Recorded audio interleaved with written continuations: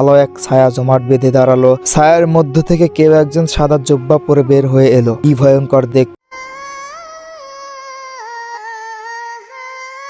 গ্রামের পাশে অভিশপ্ত কলাবাগান। দিনের বেলায় দেখতে অনেক নিরীহ, কিন্তু রাতে সেখানে কিছু একটা ঘটতো যা মানুষকে আতঙ্কিত করত। গ্রামের লোকেরা বলতো সেখানে জিন থাকে। রাত হলে কেউ কলাবাগানে ঢুকলে সে নাকি আর ফিরে আসে না। কিন্তু আরমান এসব কথা বিশ্বাস করতো না। সে হেসে বলতো, ভূত জিন বলে কিছুই নেই। এই সমস্ত গল্প গ্রামবাসীর মন গড়া। শফিক, রাফি আর আরমান গ্রামের একটি দোকানে বসে গল্প করছিল। হঠাৎ আরমান বলে উঠল, শোন, আজকে রাত্রে আমি কলা বাগানে যাব, যা প্রমাণ করে দেব ওই বাগানের প্রচলিত যত ঘটনা সব মিথ্যা। আজকে রাতে আমি যাব। পাগল হইস না, ওই বাগানে যারা গেছে তারা কেউ ফেরত আসে নাই, তুইও আসবি না। তাই পাগলামো করা ছাড়ি দে। কথাটা মাথায় রাখিস। আজকে রাতেই যাব, থাক।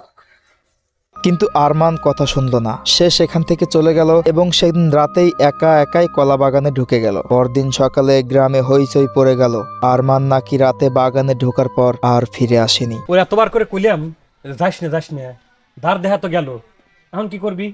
শফিক আর রফি স্থির করলো তারা আরমানকে খুঁজতে যাবে। তারা আর এক মুহূর্তে দেরি করলো না। সেদিনই সেই কলা বাগানের উদ্দেশ্যে বের হলো। তারা দুইজন বাগানে ঢুকলো। ঢোকার সঙ্গে সঙ্গে অদ্ভুত নীরবতা তাদের ঘিরে ধরলো। হালকা ঠান্ডা বাতাস বয়ে যাচ্ছিল, যেন কেউ ফিস করে কিছু বলতে চাইছে। রাফি ভয়ে বলল, ভাই, এই জায়গা আমাকে আসা মনে হয় ঠিক হলো না, চলো ফিরে যাই। না, আরমানকে যেভাবে হোক খুঁজে বাইর করে নিয়ে যাওয়াই লাগবে। হঠাৎ বাতাস ভারী হয়ে এলো। গাছের পাতাগুলো নিজে থেকেই দুলতে লাগলো। তার পাশে একটা গা ছমছমে পরিবেশ তৈরি হলো। রাফি বলল, ভাই, তুমি কি কিছু বুঝছো? মনে হচ্ছে কেউ আমার ঘরে থামা দিবে যাচ্ছে। চুপ কর, ভয় পাস না, আমরা আল্লাহর উপর ভরসা রাখি।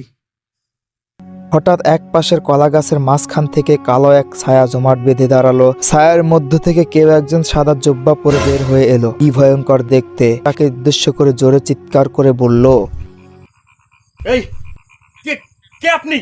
আর আরমান কোথায়? তোমরা এখানে কেন এসেছো জানো না? এই কলা বাগান অভিশপ্ত, এখানে কেউ আসে না। তোমাদের বন্ধু এসেছিল, তোমাদের বন্ধুকে আমরা ধরে রেখেছি।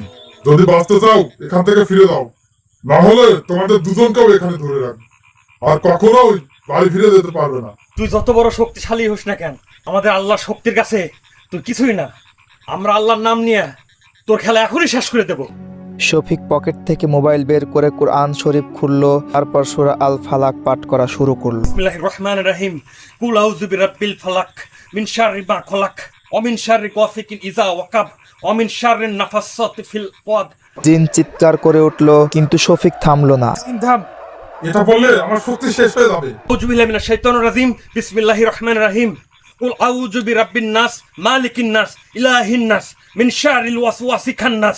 সে আরো জোরে জোরে সূরা আল নাস পড়তে লাগলো। রাফি কাঁপতে কাঁপতে পাশে দাঁড়িয়ে সাহায্য করার চেষ্টা করলো। হঠাৎ গাছের পাতাগুলো জোরে জোরে দুলতে শুরু করলো, যেন পুরো কলা বাগানটি কাঁপছে। জিনের আকৃতি ফিকে হতে শুরু করলো। আউযু বিল্লাহি মিনাশ শাইতানির রাজিম। বিসমিল্লাহির রহমানির রহিম। বাগান শান্ত হয়ে গেল। গাছের নিচে একটা অচেতন দেহ পড়ে থাকতে দেখা গেল। শফিক ছুটে গিয়ে দেখলো এটা আরমান। তারা দৌড়ে গিয়ে আরমানকে জাগানোর চেষ্টা করলো। একটু পর আরমান ধীরে ধীরে জ্ঞান ফিরে পেল। আরমান হতবাক হয়ে বলল, আমি তো ভেবেছিলাম আমি আর কখনো বেঁচে বাড়িতেই ফিরতে পারবো না। তোর সাহসের ফল এটা। আল্লাহর রহমতে তুই বেঁচে গেছিস। ভবিষ্যতে এমন সাহস আর দেখাস না, চল বাড়ি চল।